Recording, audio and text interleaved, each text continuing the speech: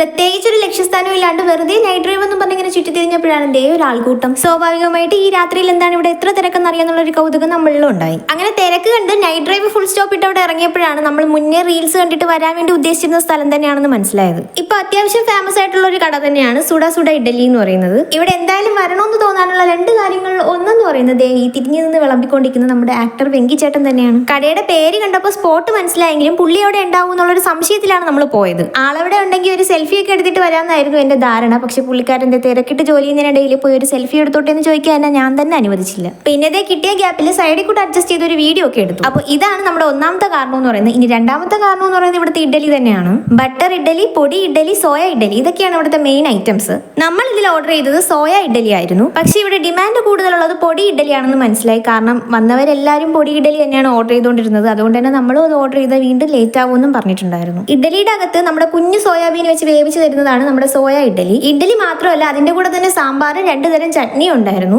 ചുരുക്കി പറഞ്ഞാൽ നല്ല ചൂടോടെ ടേസ്റ്റോടെ കഴിക്കാൻ പറ്റുന്ന ഒരു ഫുഡ്. ഒരു പ്ലേറ്റിൽ 3 ഇഡലിയാണ് വരുന്നത്. 60 രൂപയാണ് ഇതിന്റെ റേറ്റ്. അപ്പൊ ഈ ഒരു സ്പോട്ട് വരുന്നത് നമ്മുടെ പത്മനാഭ സോമക്ഷേത്രത്തിന്റെ പടിഞ്ഞാറ് സൈഡിലായിട്ടാണ്. കുറച്ചുകൂടെ മനസ്സിലാവാൻ എളുപ്പത്തിൽ പറയുകയാണെങ്കിൽ നമ്മുടെ സുനിൽ സ്വാക്സ് മ്യൂസിയത്തിന്റെ തൊട്ട് ഓപ്പോസിറ്റ് ആയിട്ടാണ് ഈ ഒരു കട വരുന്നത്. അപ്പൊ എന്നെ പോലെ ഇതുവരെ പോയിട്ടില്ലാത്തവരാണെങ്കിൽ ഇനി പോകാൻ ആഗ്രഹിക്കുന്നുണ്ടെങ്കിൽ തീർച്ചയായിട്ടും പോകണം. നല്ല കിടിലൻ സ്പോട്ടാണ്.